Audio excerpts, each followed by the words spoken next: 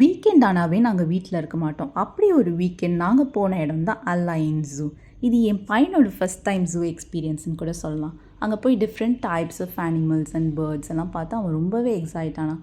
அதில் பிடிச்சது இந்த ஃபாக்ஸ். இது பார்க்கவே குட்டியாக க்யூட்டாக அழகாக இருந்தது. இந்த ஹோல் ஜூ கவர் பண்ணி முடிக்கவே எங்களுக்கு 6 to 7 hours ஆகிடுச்சு பை வாக். அண்ட் எங்களுக்கு செம்ம பசி. அந்த பசியோடு நாங்கள் போன இடம் தான் சவுதி கிச்சன். அங்கே போய் ஒரு ட்ரெடிஷ்னல் அரேபியன் டிஷ் ஆர்டர் பண்ணோம். அஷி மந்தி பிரியாணி. அஷினா யங் கேமல் மீட். யூஸ்வலாக இந்த மீட்டை ஸ்லோ குக் பண்ணி அந்த தண்ணியில் இந்த பாஸ்மதி ரைஸை குக் பண்ணி மேலே கார்னிஷிங்க்கு fried onions and raisins use பண்ணியிருந்தாங்க. சைட் டிஷ்ஷாக யோகட் அண்ட் டொமேட்டோ சாஸ் கொடுத்துருந்தாங்க. நாங்கள் எக்ஸ்ட்ராவாக ஒரு மேங்கோ ஜூஸும் வாங்கிக்கிட்டோம். இதை பார்த்திங்கனாலே தெரியும், இது ஒரு ஃபுல் பிளேட்டு. இதை எப்படி யூஸ்வலாக சர்வ் பண்ணுவாங்கன்னா, ஒரு கார்பெட்டில் குரூப் ஆஃப் பீப்புளுக்கு சர்வ் பண்ணுவாங்க. ஆனால் நாங்கள் 2 பேர் தானே, அதனால் நாங்கள் டேபிளே சூஸ் பண்ணிக்கிட்டோம்.